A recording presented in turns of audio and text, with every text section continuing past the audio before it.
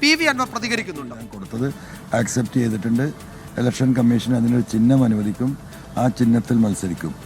ഈ ചിഹ്നത്തിനോ PV അൻവറിനോ ഒന്നും ഒരു പ്രസക്തിയും ഈ തെരഞ്ഞെടുപ്പിൽ നിലമ്പൂരിലില്ല. അവിടെ ജനങ്ങളും ഈ പറയുന്ന ജനവിരുദ്ധരുമായിട്ടുള്ള ഏറ്റുമുട്ടലാണ്. അവിടെ പിണറായിസത്തിനെതിരെയുള്ള ഏറ്റുമുട്ടലാണ്. പിണറായിസത്തിന് വേണ്ടി ജീവിതം കൊടുത്ത വ്യക്തിയാണ് ഞാൻ. അത് ആ നാട്ടിലെ ജനങ്ങൾക്കറിയാം. അപ്പോൾ പിണറായിസത്തെ ആരാണ് ശക്തമായി എതിർക്കുന്നത്?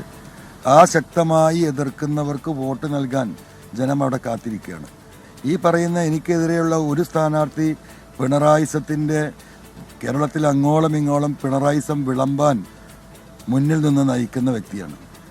ഒന്ന് തെളിഞ്ഞ പിണറായിയാണ്, മറ്റൊന്ന് ഒളിഞ്ഞു നിൽക്കുന്ന പിണറായിസത്തിൻ്റെ വക്താവാണ്. ഈ പറയുന്ന പിണറായിസത്തിനെതിരെ പോരാടുന്ന സ്ഥാനാർത്ഥി, ഈ പിണറായിസത്തിനെതിരെ ഈ ഷൗക്കത്ത് ഒരു വാക്കെങ്കിലും ഉച്ചരിച്ചത് നിലമ്പൂരിലെ വോട്ടർമാർ കേട്ടിട്ടുണ്ടെങ്കിൽ അവരത് തിരിച്ചറിയും. ഒരു ഫേസ്ബുക്ക്, ലോകത്തുള്ള എല്ലാ കാര്യത്തിനും അദ്ദേഹം ഫേസ്ബുക്ക് ഇടും.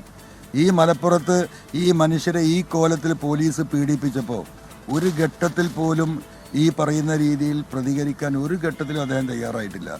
അദ്ദേഹം CPMൻ്റെ എല്ലാ പരിപാടികളും, സാമൂഹ്യ സാംസ്കാരികം എന്നാണ് അതിൻ്റെ പേര്, നടത്തുന്ന എല്ലാ പരിപാടികളിലും പങ്കെടുക്കുന്ന, പിണറായിസവുമായി ബന്ധപ്പെട്ട ആളുകളുമായി വളരെ വ്യക്തിബന്ധം പുലർത്തുന്ന, പിണറായിസത്തെ മറഞ്ഞു നിന്നുകൊണ്ട് താലോലിക്കുകയും ഈ നാട്ടിൽ ഇസ്ലാമോഫോബിയയാണെന്ന് RSSൻ്റെ നരേഷനോടൊപ്പം എക്കാലത്ത് നിന്നിട്ടുള്ള വ്യക്തിയാണ് എന്നതും നിലമ്പൂരിലെ സാധാരണക്കാരായ ജനങ്ങൾക്കറിയും.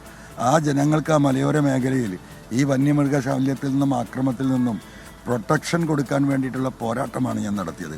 മലപ്പുറം ജില്ലയിലെ പാവപ്പെട്ട മനുഷ്യരെ 1.25 ലക്ഷം ചെറുപ്പക്കാരുടെ പാസ്പോർട്ട് എടുക്കാൻ കഴിയാത്ത അവസ്ഥയുണ്ടാക്കിയ സുജിത് ദാസിനെതിരെയാണ് ഞാൻ പോരാട്ടം നടത്തിയത്.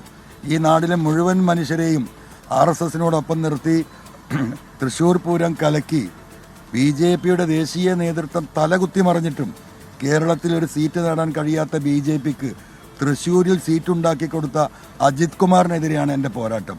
ഈ പോരാട്ടമൊക്കെ ആ മണ്ണിൽ നയിച്ചതാരാണെന്ന് കൃത്യമായി അറിയുന്ന സാധാരണക്കാരായ കേവല ബുദ്ധിയുള്ള മനുഷ്യരാണ് അവിടെ ഉള്ളത്. അവർ ഇതിൻ്റെ മുകളിലൊരു തീരുമാനമെടുക്കും. അതുകൊണ്ട് അൻവറിൻ്റെ ചിഹ്നമോ അൻവറിൻ്റെ ഫോട്ടോയോ ഒരു പ്രസക്തിയും ഈ തെരഞ്ഞെടുപ്പിലില്ല.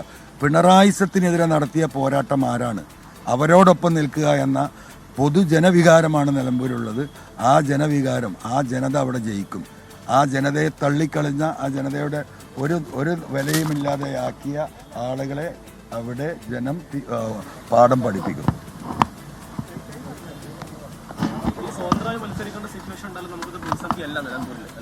ഞാൻ പറഞ്ഞല്ലോ, PV അൻവറിൻ്റെ ചിഹ്നമോ PV അൻവറിൻ്റെ ഫോട്ടോ ഒരു പ്രസക്തിയില്ല.